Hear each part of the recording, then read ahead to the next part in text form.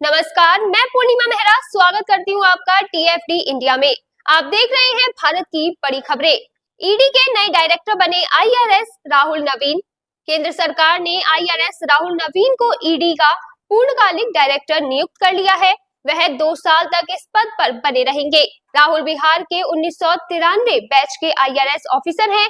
इससे पहले इन्हें ईडी का प्रभारी निदेशक अपॉइंट किया गया है। इनको नवंबर 2020 में ईडी का स्पेशल डायरेक्टर नियुक्त किया गया था। इसके बाद नवंबर 2019 से वो इस पद पर काम कर रहे हैं। नवीन को 2017 में इनकम टैक्स का कमिश्नर बनाया गया था।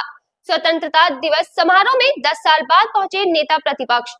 लोकसभा में विपक्ष के नेता राहुल गांधी ने गुरुवार को लाल किले पर आयोजित स्वतंत्रता दिवस समारोह में शिरकत की। लोकसभा में विपक्षी दलों का पर्याप्त प्रतिनिधित्व न होने के कारण 2014 से यह पद खाली पड़ा था। हाल ही में हुए लोकसभा चुनाव में कांग्रेस पार्टी की सीटों की संख्या 99 पहुंचने के बाद 25 जून 2024 को राहुल गांधी को लोकसभा में विपक्ष का नेता नियुक्त किया गया था।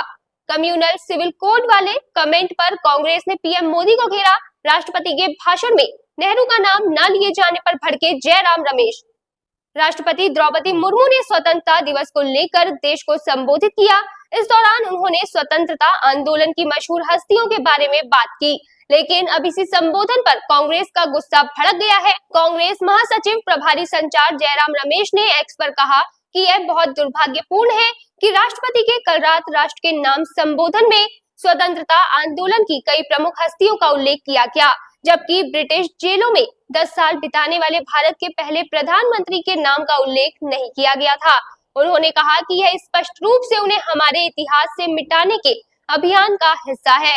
आपको बता दें कि राष्ट्रपति मुर्मू ने अपने संबोधन में कहा था कि सतह के नीचे जीवित रहने वाली विभिन्न परंपराओं और मूल्यों को महान नेताओं की कई पीढ़ियों में नई अभिव्यक्ति मिली। उन्होंने कहा था, परंपराओं और उनकी अभिव्यक्तियों की विविधता को एकजुट करने वाले राष्ट्रपिता महात्मा गांधी थे, जो हमारे मार्गदर्शक थे। इसके साथ ही सरदार पटेल, नेताजी सुभाष चंद्र बोस और बाबा साहेब अम्बेडकर के साथ साथ भगत सिंह, चंद्रशेखर आजाद और कई अन्य महान नेता भी थे। कांग्रेस ने राष्ट्रपति के अलावा पीएम मोदी के कम्युनल सिविल कोड वाले कमेंट पर भी हल्ला बोला है। जयराम रमेश ने एक्स पर पोस्ट किया, नॉन बायोलॉजिकल प्रधानमंत्री की दुर्भावना और विद्वेष की कोई सीमा नहीं है। आज के उनके लाल किले के भाषण में यह पूरी तरह से दिखा। उन्होंने आरोप लगाया कि यह कहना हमारे पास अब तक सांप्रदायिक नागरिक संहिता है, डॉक्टर अम्बेडकर का घोर अपमान है, जो हिंदू पर्सनल लॉ में सुधार के सबसे बड़े समर्थक थे। उन्होंने लिखा, ये सुधार 1950 के दशक के मध्य तक वास्तविकता बन गए। इन सुधारों को आरएसएस और जनसंघ ने कड़ा विरोध किया था। उन्होंने 21वें विरोध आयोग द्वारा 31 अगस्त 2018 को पारिवारिक कानून के सुधार पर दिए गए परामर्श पत्र के कथन का उल्लेख किया। जयराम रमेश के अनुसार मोदी सरकार में बने इस विधि आयोग ने कहा था कि हालांकि भारतीय संस्कृति की विविधता का जश्न मनाया जा सकता है और मनाया जाना चाहिए, लेकिन इस प्रक्रिया में विशिष्ट समूहों या समाज के कमजोर वर्गों को वंचित नहीं किया जाना चाहिए। इस संघर्ष के समाधान का मतलब सभी मतभेदों का खत्म होना नहीं है। इसलिए इस आयोग ने उन कानूनों पर विचार किया है जो समान नागरिक संहिता प्रदान करने के बजाय भेदभाव पूर्ण है तथा जो इस स्तर पर ना तो आवश्यक है और ना ही वांछनीय है।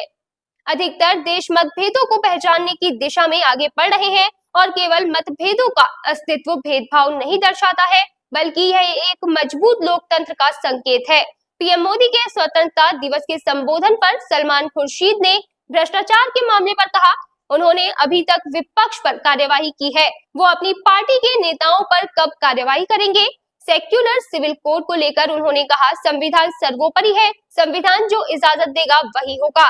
कांग्रेस महासचिव दीपा दास मुंशी ने भी प्रधानमंत्री मोदी के भ्रष्टाचार के बयान पर कहा कि पहले वो अपनी पार्टी में आत्म मंथन कर ले, फिर बोले तो अच्छा रहेगा। सेक्युलर शब्द तो अच्छा है, लेकिन पहले प्रधानमंत्री खुद तो सेक्युलर बने। वन नेशन वन इलेक्शन पर चर्चा होनी चाहिए, लेकिन उससे पहले महिला रिजर्वेशन के मुद्दे को तो सॉर्ट आउट करे।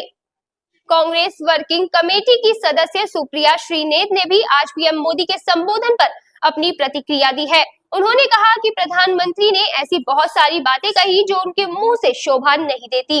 पीएम मोदी ने कौन सी गंभीर या सीरियस बात कही, ये बताइए। पहले पीएम महिला सुरक्षा की किस मुंह से बात करते हैं उन्होंने कहा, पीएम की नाक के नीचे खिलाड़ी के साथ यौन शोषण हुआ, जवाब देंगे।